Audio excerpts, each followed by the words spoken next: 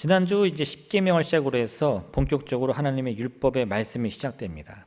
그리고 오늘 제가 이 본문을 읽을 때 여러분의 마음속에서 그 생각이 떠오르셨겠지만, 야, 이거 뭐 이렇게 복잡하냐? 네, 할렐루야. 그렇죠?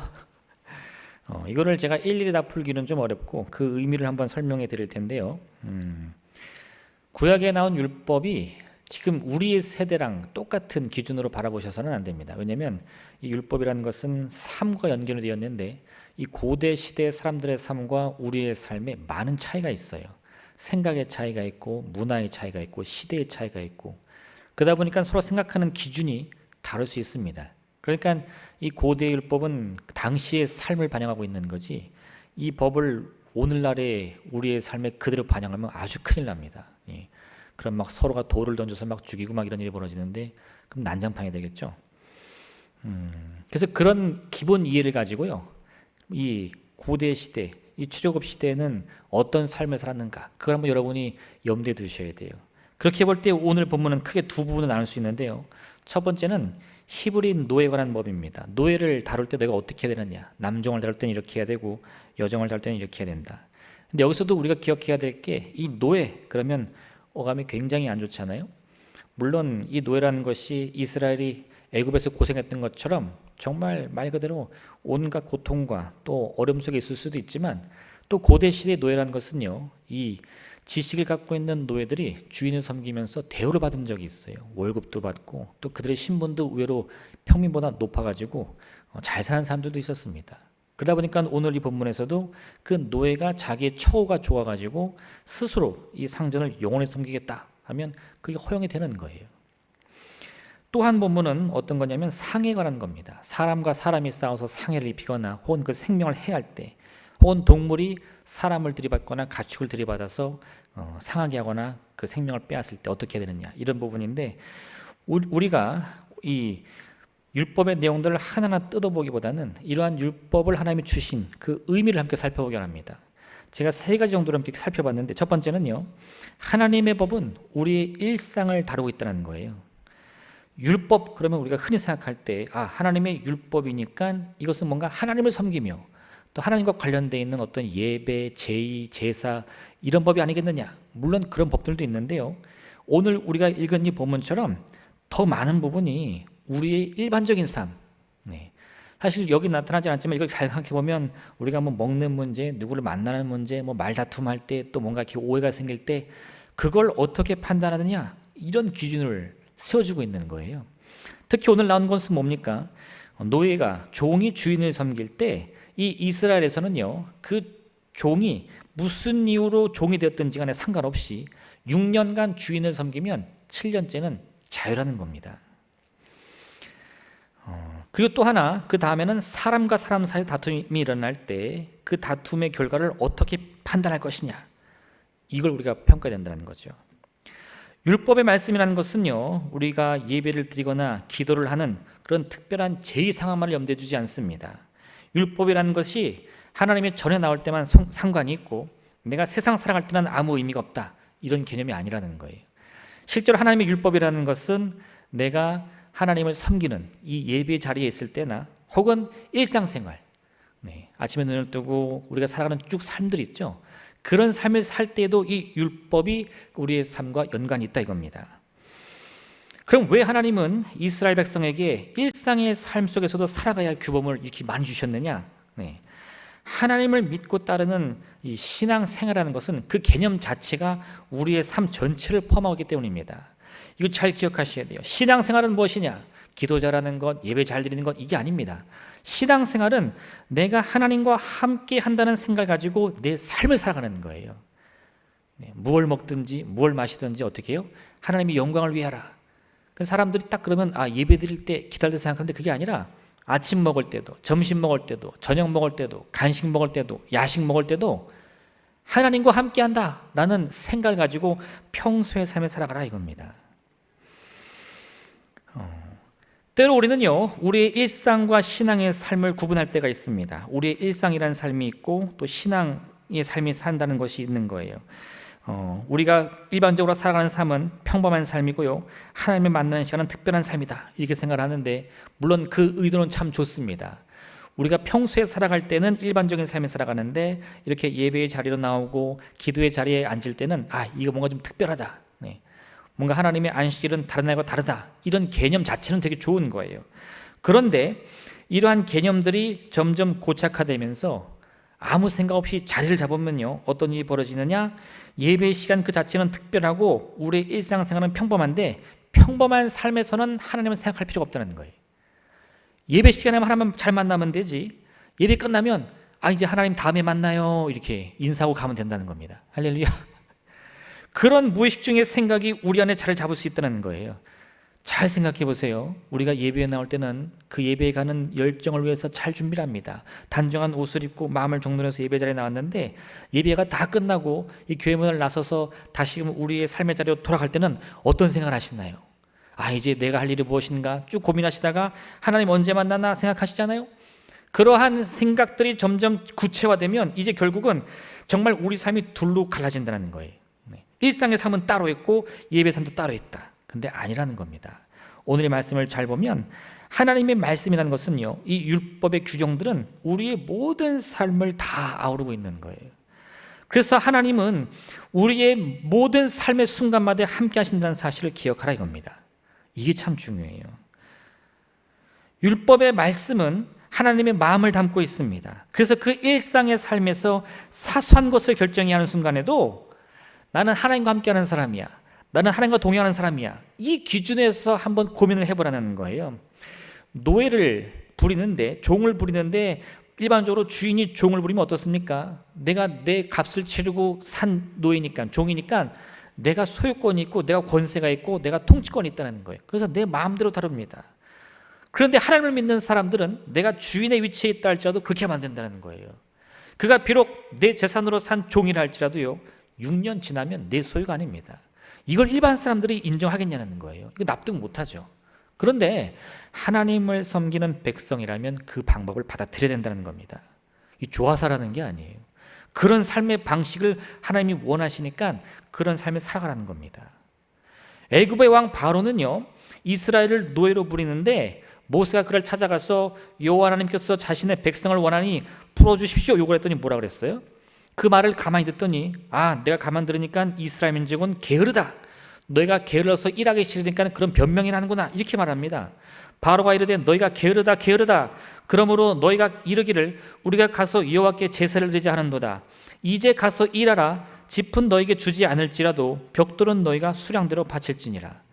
그래서 오히려 이 짚을 주고 그 짚으로 벽돌을 만드는 일을 시켰는데 아무 준비물도 주지 않고 니네가 알아서 만들어라. 더 큰 고통을 주는 거예요. 너네 한번 당해봐라 이렇게. 그게 세상에서 말하는 주인들의 자세입니다. 내 마음대로 해도 돼, 내 뜻대로 해도 돼, 내가 주인이야. 그런데 하나님의 백성은 그런 태도를 가져서는 안 됩니다. 왜요? 하나님이 그렇게 살지 말라고 율법의 말씀을 주셨잖아요. 그래서 내가 주인의 신분에 있다 할지라도 내가 다루는 그 종을 정말 내 재산처럼 내 소유처럼 해서는 안 되고 하나님의 율법 안에서, 하나님의 말씀 안에서 판단할 수 있는 믿음이 있어야 된다 이거예요. 종이 7년이 넘도록 주인을 섬길 수 있는 방법은 무엇이냐? 그건 주인이 그를 강압적으로 붙들어서가 아니라 종 스스로가 주인에게 서약하는 겁니다. 내가 주인을 섬기는 것이 좋사오니 영원토록 당신을 섬기리이다. 그렇게 해야 이 종이 7년째 해도 주인의 밑에 있는 거지, 안 그러면 다 풀어줘야 된다는 거예요. 사람과 사람 사이 문제에 있어서요, 세상에서는 돈이나 권세가 있으면 됩니다. 그러면 이 사람과 사람과의 관계가 평등해지지 않아요. 힘이 있는 자, 재산이 있는 자, 권세 있는 자는 사람을 다스리게 됩니다. 최근에도 어떤 장관 후보자가 큰 이슈가 됐죠. 왜 그렇습니까? 그 삶을 보니까 돈이 있고요, 권세가 있으니까 그 하는 일이 다 이루어지는 거예요. 하고 싶은 대로. 누구도 손을 못 댑니다. 그런데 하나님께서 보시기에는 그건 있을 수 없다는 거예요. 사람과 사람 사이의 문제에서는 누가 더 높은 자냐, 누가 더 낮은 자냐 이런 거 있을 수 없어요. 하나님의 율법 안에서 판단된다 이겁니다. 사람이 사람을 멸시해서는 안 됩니다. 사람이 사람을 짐승이라도 해서는 안 됩니다. 힘이 있다고 해서, 권세가 있다고 해서 다른 이들의 생명을 좌우해서는 안 되는 거예요. 서로 간에 신분 차이가 있고 가진 재산이야 권세의 차이가 크게 있다 할지라도요, 둘 사이에 다툼이 일어나서 강한 자가 약한 자를 때렸어요. 그래서 그를 죽였어요. 그럼 어떻게 되죠? 세상에서는 아무 문제 없습니다. 힘 있는 사람은 크게 문제가 안 되지만 하나님의 율법 안에서는 그가 누구이든지 의도적으로 누군가의 생명을 해했다면 그도 생명으로 갚아야 됩니다. 왕이라도 소용없어요. 부자의 가축이 힘없는 사람을 쳐서 죽게 한다면요, 그 짐승도 죽이지만 그 주인도 죽을 수밖에 없습니다. 이처럼 하나님의 율법이라는 것은요, 우리 일상의 삶의 방향을 제시해 주는 거예요. 이거는 단순히 말해서 정말 막 돌로 쳐 죽여라, 찢어 죽여라 이런 거 아니에요. 거기 관심 두시면 안 됩니다. 이런 율법을 통해 내가 힘이 있다고 해도, 내가 권세가 있다고 해도 내 스스로를 다스릴 수 있어야 돼요. 내 마음대로 힘을 부리고 막 이 짜증을 부릴 것이 아니라, 혹은 내 가축이 마음대로 날뛰도록 둘 것이 아니라 단속해야 된다는 겁니다. 왜요? 율법의 기준이 있으니까. 하나님의 말씀이라는 것은요, 오직 이 예배 시간만을 다스리는 권세가 아닙니다. 우리의 모든 삶을 다스리는 권세가 그 안에 있는 거예요. 풍랑이 치던 날 밤 갈릴리 호수를 건너던 제자들이요, 겁에 질립니다. 그 순간에 예수님이 물 위를 걸어오시면서 바람과 파도를 말씀으로 꾸짖었는데 그 바람과 파도가 순종하며 잠잠해졌어요. 제자들은요, 저가 누구이기에 바람과 파도도 그의 말씀에 순종하는가 막 이렇게 생각하는데, 이건 생각해보면 너무 당연한 겁니다. 왜요? 하나님은 말씀으로 온 세상을 창조하셨는데 그 말씀의 권능이 육신을 입으신 분이 예수님이니까. 그래서 그분이 우리 가운데 오셨는데 우리의 삶이 이 일상의 삶이나 예배의 삶이 분리가 되겠느냐 이 말이에요. 우리의 모든 삶이 하나님의 통치 안에 있어야 돼요. 그 기준 안에 있어야 돼요. 그래서 우리의 평생의 삶, 내가 직장을 다니든 학교를 다니든 사업을 벌이든 그 모든 삶 속에서 나의 갈 길이 무엇이냐, 이걸 어디서 찾아요? 그 율법의 말씀에서 찾을 수 있도록 노력해야 된다 이겁니다. 두 번째로요, 이 율법을 통해 깨달을 수 있는 것은, 이 율법을 통해 우리는 보이지 않는 하나님의 손길, 이 영의 손길을 바라봐야 됩니다. 이게 무슨 말이냐? 하나님의 율법을 보니까요, 이런 말씀이 있어요. 오늘 본문에서 사람을 죽음에 이르게 한 사람들의 경우는요, 반드시 죽이게 되어 있는데 그 사람이 죽지 않는 경우가 있습니다. 언제냐? 의도하지 않고 생명을 했을 때. 난 그렇게 하려고 하는 게 아니었는데 일이 잘못돼서 나로 인해 누군가가 생명을 잃었어요. 그러면 그게 판별이 되면 그는 하나님이 정한 것으로 피신을 할 수가 있습니다. 목숨을 부지할 수 있는 거예요. 그러면 결과가 똑같이 어떤 사람이 생명을 잃게 됐는데 왜 누구는 돌로 쳐 죽이고 누구는 건들면 안 됩니까? 그 차이가 뭐냐? 그 사람의 의도, 생각, 계획이 뭐냐 이겁니다. 그 마음이 무엇을 품고 있었느냐 이거예요. 결과는 똑같은데 그 사람의 마음속에 무엇이 들어있었느냐 이걸 봐야 된다는 겁니다. 성경은 늘 우리에게 강조하는 게 있는데 하나님은 뭐예요? 우리의 겉모습을 보고 판단하지 않으시고 마음의 중심을 보신다 이거잖아요.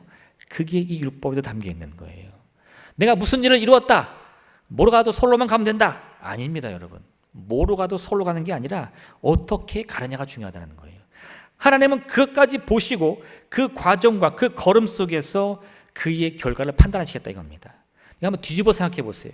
그러면 그 사람이 무슨 생각을 하고 있는지도 알지 못하고, 사람이 10개 물수건나도 1개 사람 속은 모르는데 어떻게 그가 어떤 의도를 가지고 일을 했는지 알 수 있습니까? 이걸 거꾸로 생각해 보면요, 그 보이지 않는 마음의 생각이 무엇보다 중요하다는 겁니다. 보이지 않다고 해서 무시할 것이 아니고요, 그 사람 생각을 내가 어떻게 알아, 그 사람의 의도를 내가 어떻게 알아, 이렇게 무시할 것이 아니라 그걸 어떻게 해서든 우리가 집중해야 된다는 거예요. 왜요? 보이지 않는 세계가 더 중요하기 때문에 그래요. 우리는 때로 보이는 세계가 훨씬 중요하다고 생각합니다. 보이지 않는 세계도 중요하긴 하죠. 그러나 그것이 얼마나 큰 영향이 있겠습니까? 이게 우리의 생각이거든요. 네, 아니요. 성경은 오히려 결과가 똑같더라도 이 보이지 않는 마음의 생각과 의도가 더 중요할 때가 있다 이겁니다. 왜요? 그 영의 세계가 우리 육신의 세계를 통치할 때가 있다는 거예요. 우리가 어떤 성공을 향해 나아갈 때는요, 때로 큰 위험을 감수해야 될 때가 있습니다. 성공을 향해 나아가야 되는데 그 성공의 길이 너무 험한 거예요. 그러다 보니까 우리는 그 성공을 향해 나아가는 그 험한 길을 바라보면서 아예 그 과정을 포기하기도 합니다. 모세가 젊은 나이에는 실력이 있었어요. 권세도 있었습니다. 애굽의 왕 바로 밑에서 그 아들로 자라면서 이집트의 왕자로 자랐거든요. 그래서 그는요, 자신이 이 이스라엘 민족인 것을 알고 어떻게든 자기의 힘으로 동족을 도와주려고 했어요. 근데 어땠습니까? 그 결과는 아무 일도 할 수 없었어요. 오히려 애굽의 병사를 때려 죽인 것이 발각돼서 그는 바로를 두려워하여 다 버리고 이 광야로 도망쳐야 됐습니다. 근데 그가 모든 걸 다 포기하고 이 광야에서 살아갈 때 하나님이 그를 부르셨어요. 그리고 그로 하여금 다시 애굽으로 들어가서 내가 너에게 이런 말을 통해 이스라엘 백성을 구원하라는 겁니다. 그랬더니 모세가 그때는 또 못한다고 손살을 치는 거예요. 왜냐? 모세가 한번 해보니까 이 바로를 이긴다는 것은 자기 힘으로는 안 되는 걸 깨달았기 때문에 그래요. 하나님, 그 일은 너무나 큰 고통에 따를 겁니다. 그 과정은 나의 힘으로는 감당이 안 될 겁니다. 그러니까 다른 사람을 보내세요. 능력 있는 사람, 힘 있는 사람, 더 젊은 사람이 있을 겁니다. 그를 보내세요. 모세가 바라보기에 이 하나님이 말씀하신 그 계획은 너무나 큰 리스크, 위험, 그것이 있다는 겁니다. 그래서 포기해버립니다.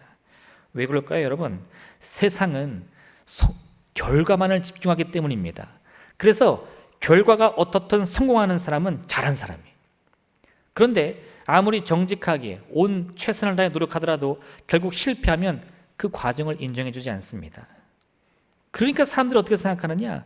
아예 오르지 못할 나무는 쳐다보지 않는 거예요. 이거 하다가 미끄러지면 무슨 소용이야? 아예 포기해버리는 거죠. 근데 그러다 보면 하나님의 뜻은 이루어질 수가 없어요. 뭐요? 하나님이 이스라엘 백성을 홍해로 이끌으셔서 그 홍해를 가르시려고 하는데 이스라엘 백성이 미리 알면 뭐라 그래요? 아이고 하나님, 그 거대한 물을 누가 가릅니까?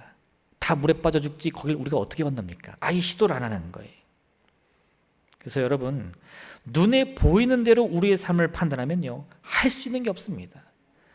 결국은 악을 쓰고 깡을 써가지고 성공을 해야지 선한 길로, 정직한 길로는 아무것도 못하는 거예요. 그러나 하나님은 뭐라고 말씀하십니까? 보이는 것이 전부가 아니고 보이지 않는 것에서 소망을 찾으라는 거예요. 왜요?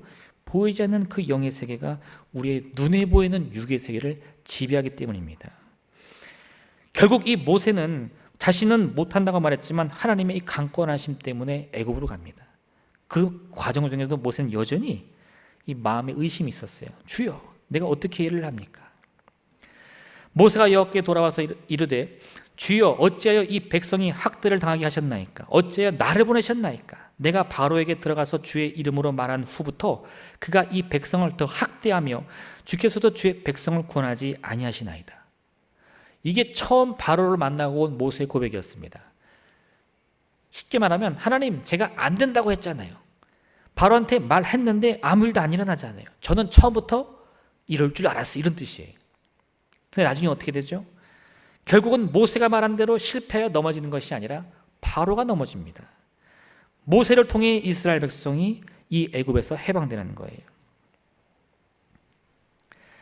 하나님을 믿고 의지하는 우리들은요, 인생에서 여전히 많은 실패를 경험합니다. 절망하게 되죠. 그런데 여러분, 그럴 때마다 이 눈에 보이는 실패로 인해서 포기하시면 안 돼요. 왜? 우리의 환경의 결과를 가져오는 것이 전부가 아니라 그 실패 속에서도 우리는 분명 얻을 것이 있고 그 실패를 극복할 힘이 여전히 남아있기 때문입니다. 어떻게 해요?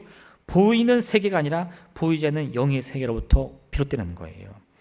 그래서 우리의 인생이 반드시 눈에 보이는 겉으로만 이루어지는 것이 아님을 꼭 기억하셔야 됩니다. 마음의 중심을 보신 하나님, 왜 내 마음을 보십니까? 내 보이지 않는 마음이 중요하기 때문에. 그렇다면 하나님을 우리가 바라볼 때도요, 눈에 보이는 환경을 통해 하나님을 바라볼 것이 아니라 보이지 않는 영의 세계를 통해서 하나님을 바라볼 수 있는 믿음을 가져야 된다 이거예요. 이스라엘이 아말렉과 싸우는데요, 모세가 두 팔을 들어서 기도해야 하는 이유가 무엇입니까?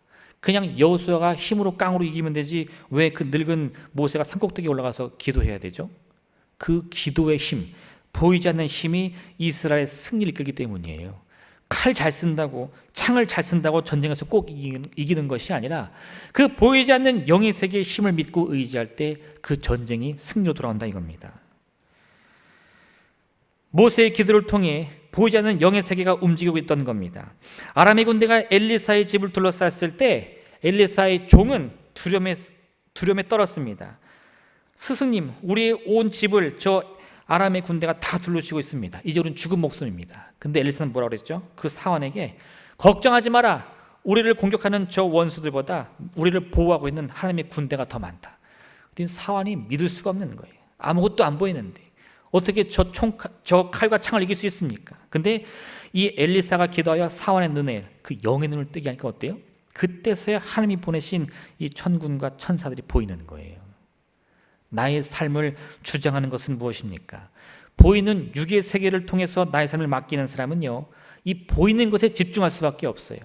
내 돈이 얼마나 많은지, 내 권세가 얼마나 많은지, 힘 있는 친구들이 얼마나 많은지 맨 그것 따지면서 이 자기를 자랑할 수밖에 없습니다. 근데 그것으로는 우리의 운명을 책임질 수 없어요. 영의 세계를 바라보는 사람은요, 말 그대로 아무 가진 것이 없고 아무 보이는 것이 없다 할지라도요, 스스로를 낮추지 않습니다. 절망하지 않습니다. 비난하지 않아요. 비관하지 않습니다. 왜요? 보이지 않는 그 영의 세계를 통해서 눈에 보이는 이 환경이 반드시 바뀔 것을 믿기 때문인 거죠. 여러분, 하나님의 율법 속에 담겨있는 이 귀한 마음을 꼭 깨달으시길 부탁드립니다. 우리의 마음과 생각을 주님께서 보신다는 것은요, 곧 우리의 마음이 중요하다는 거예요. 우리의 생각이 중요하다는 거예요. 그 보이지 않는 영의 세계를 통해서 여러분의 보이는 세상을 통치하시고 다스리시길 부탁드립니다. 마지막 세 번째, 이 하나님의 율법 속에 담겨있는 주님의 뜻은요, 어떠한 경우든 우리가 보복할 것이 아니라 주님께 맡겨야 됩니다. 오늘 본문에 이런 말씀이 있죠. 그러나 다른 해가 있으면 갚되 생명은 생명으로, 눈은 눈으로, 이는 이로, 손은 손으로, 발은 발로, 된 것은 된 것으로, 상하게 한 것은 상함으로, 때린 것은 때림으로 갚을지니라. 이게 얼마나 유명한지 뭐 요즘에 무슨 영화나 드라마에도 자주 나와요. 막 주인공이나 어떤 악인들이 그래 성경에도 눈은 눈으로 갚으라 그랬어 막 그러면서 이를 빠득빠득 하는데 그거 완전 잘못 이해하는 겁니다.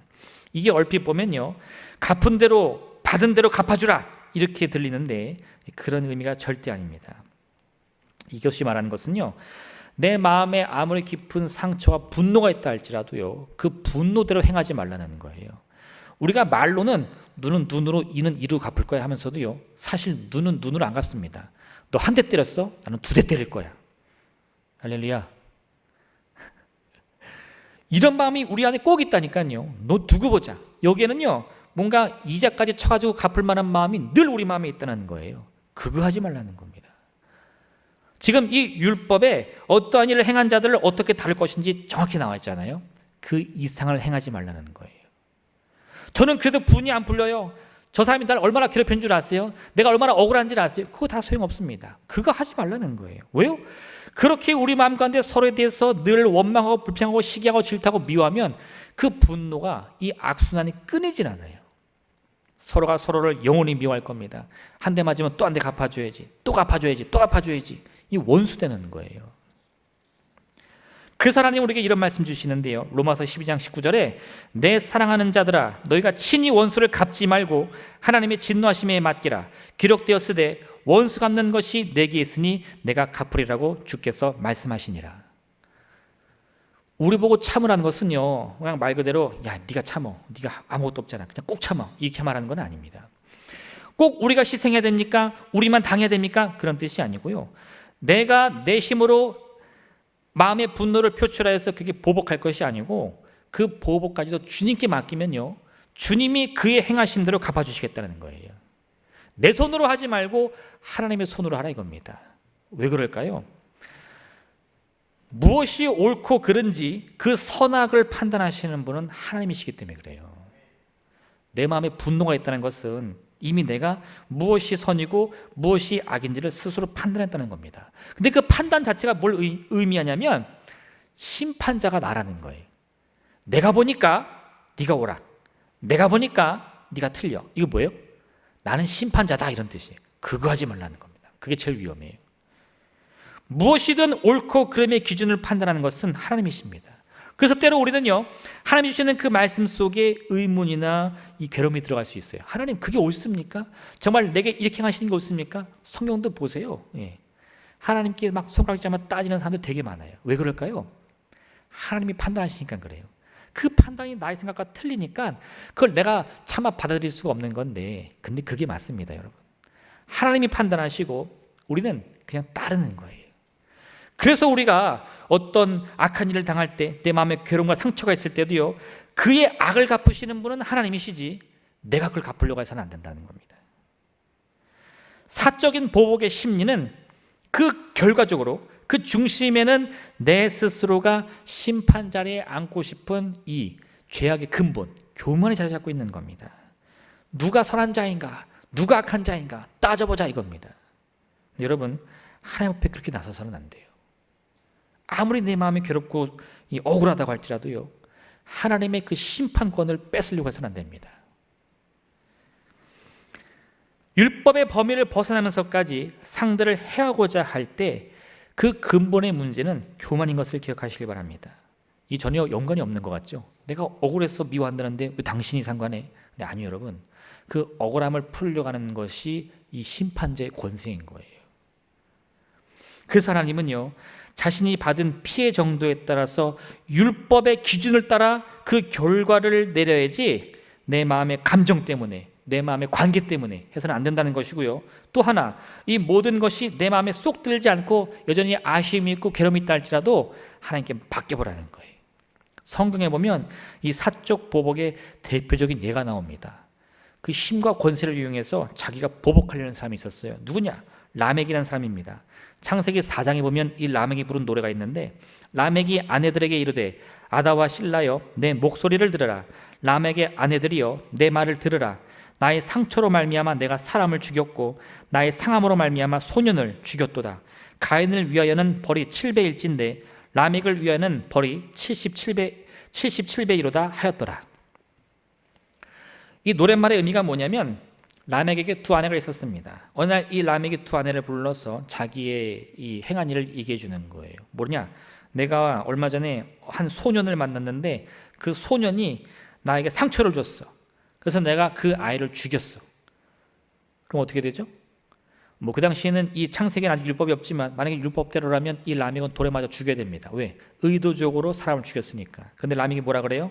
나는 그 소년이 나에게 상처를 줘서 죽인 거니까 괜찮다는 거예요.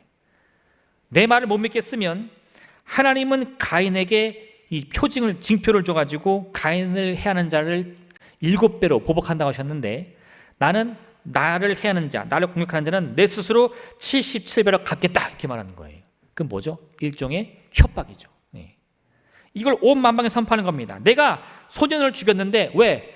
뭐 잘못됐어? 뭐 언짢아? 괴로워? 뭐 따질 거 있어? 그래 봐, 너 가만 안 둬. 내가 77배로 갚아줄 거야, 이렇게 말하는 거예요. 아마 라멕은 그 당시에 뭔가 굉장히 힘이 있고 싸움을 잘했던 사람 같아요. 그러니까 이렇게 말하면 누구도 무서워서 벌벌 떨어서 그를 못 건드리는 겁니다. 이게 뭐예요? 이게 사적 보복입니다.